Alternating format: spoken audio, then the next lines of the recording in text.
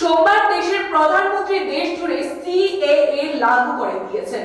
আজ থেকে তা কার্যকর হবে। সেই বিষয় নিয়ে বিজেপি রাজ্য সভাপতি রাজীব ভট্টাচার্য প্রতিক্রিয়া ব্যক্ত করেন। কি বলছেন বিজেপি রাজ্য সভাপতি, শুনুন। দেখুন, এটা তো অনেক দিন ধরেই এটা ভারতবর্ষে এই সিএ নিয়ে অনেক জল্পনা কল্পনা। গতকালকে তার অবসান ঘটেছে, এই আইন লাগু হয়েছে, বলবৎ হয়েছে। তো স্বাভাবিকভাবেই ভারতবাসী হিসাবে সেটা গর্ববোধ করা।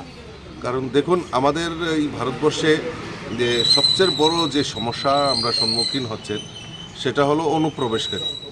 যেই হোক, অনুপ্রবেশকারী এবং যারা এই ভারতবর্ষের মাটিতে থেকে ভারত বিরোধী আন্দোলনের স্লোগান দেয়, ভারত বিদ্বেষী আন্দোলন করে, তো তাদের ক্ষেত্রে একটা শতার্থক ভূমিকা হবে বলে মনে করি।